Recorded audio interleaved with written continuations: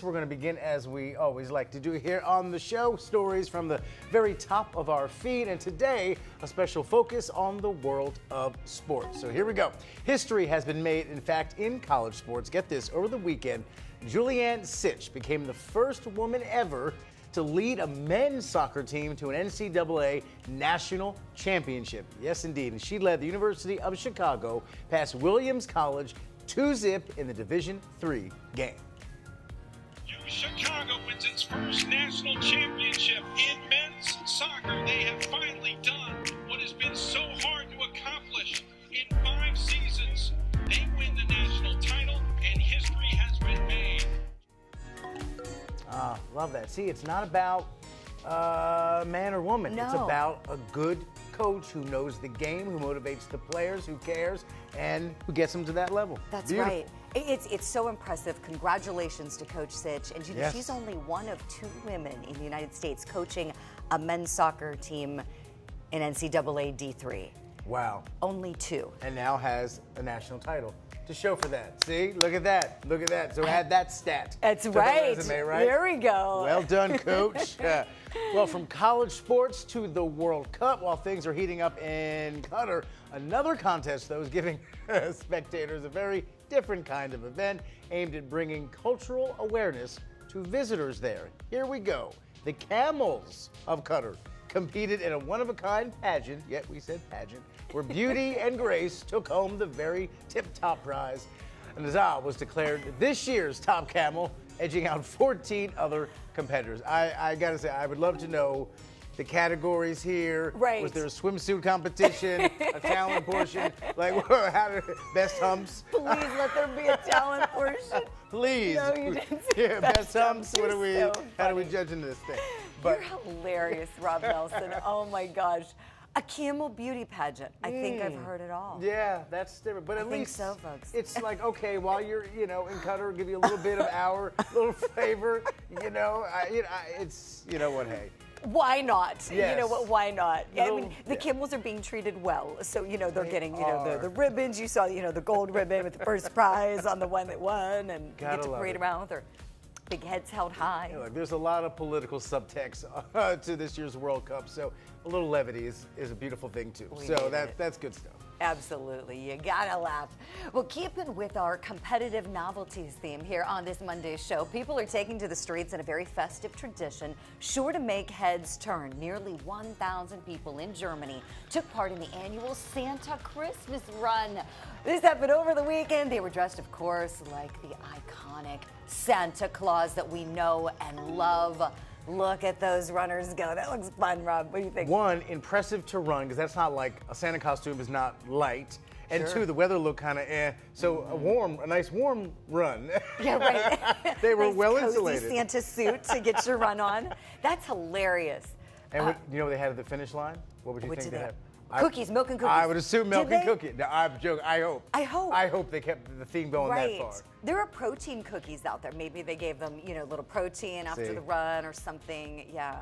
But they do say you need sugar after you work out. Like that's your, I would it's not okay know. to put a little in your. Yeah, I in your need to work system. out because fruit's I a like good sugar. thing to eat after you work out. So they say. Don't take diet or exercise advice from me. Yeah, Full right. There's my lawyer disclaimer right there. There you go, there you so go. I've heard trainers have told me fruit's a good thing after you work out. Good to Yeah. know. See, Yeah. this is your knowledge base. I'm like A little bit. Where are the little chips? Bit. I Yeah. don't know. Yeah, I wish I was a little more fit, but maybe in 2023, Rob. It is resolution time. Yeah. Okay.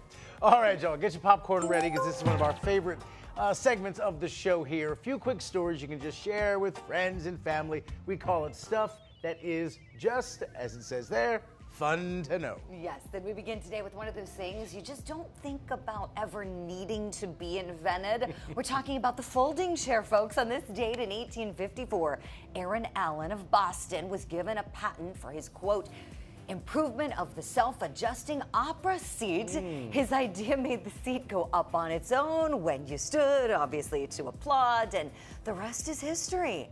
Thank goodness for that. Who knew? Again, you said it perfectly. It's one of those things you wouldn't ever sit down and go, I wonder who invented this thing. You just kind of, it's just there and you kind of do it. Right. But sometimes if you hit the angle wrong on one of those, and you kind of, You fall out of your folding you hit chair. hard, Yeah. like, whoa. So be careful. Be careful when you're in. I think I moved the couch too.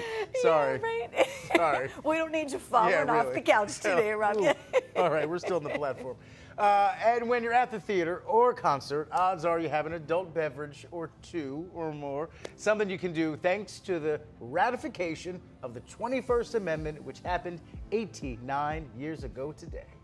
Exactly. That is when Utah, yes, Utah, pushed the end of prohibition over the finish line. It's fun to know that the 21st is the only amendment to the Constitution approved for the explicit purpose of repealing a different amendment.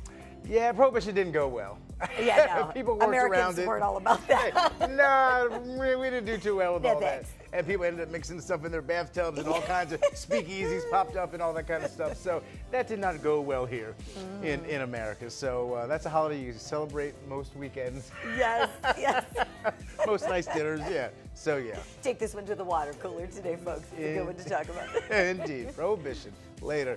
And finally, on this day back in '84, the world was introduced to, we both love this, Oh my God. Axel Foley. Beverly Hills Cop hit the box office and then became the highest grossing film of that year. And of course, as we all know, it launched the one and only Eddie Murphy, who played the starring role of Detroit detective Axel Foley. He became a superstar when this movie hit. And it's fun to know that the soundtrack featured two Billboard hits, one from the Pointer Sisters, another from the legendary Patti LaBelle, and the soundtrack for the movie actually ended up winning a Grammy. You talk about vintage Eddie Murphy, you have to talk about Beverly Hills Cop and Trading Places, in addition, of course, to his stand-up. Absolutely. But yeah. Oh, absolutely. He's iconic. That character is iconic. Love him, the character, the movies. And then, you know what, I kept thinking of Glenn Frey when you were starting to talk about the songs, The Heat Is On, because that's another. Oh, yeah. I always think whenever I hear that on the radio, like I hear that You see song, the and I movie. think Beverly Hills. Oh, yeah. I think So good. when he's going, like, pretended to be the pool boy and, like, oh my gosh, he gets like, with Southern tossed out of the precinct. Oh, it's so, man, vintage 80s Eddie, man. Oh, Don't put no banana in my tailpipe. Yeah. Don't put no banana in my tailpipe. That's it. I can do the whole show on this. You could quote the movie all day. I All know day. you could. All day. All day. That and Coming to America. Oh, so another. Yeah, that's a whole other segment. All right. Coming up here on Afternoon Focus, a program that is bringing a whole lot of joy to seniors this holiday season. The greatest thing is that we had so much stuff pour in. It didn't just benefit our residents here. So it benefited residents at 3 other properties.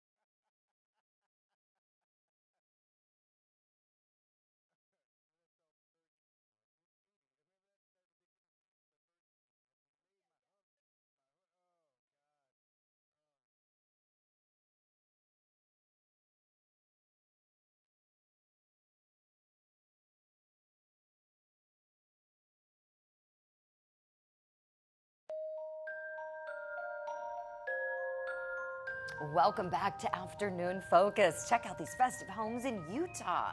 Neighbors are lighting up the streets with decorations. A dozen homes put up lights, and this is a growing tradition that started back in the 1990s. Oh, it's always crazy to see that one house that really just kind of goes above and beyond. Yes. But to see a whole neighborhood do it, that's really awesome Yes. and beautiful.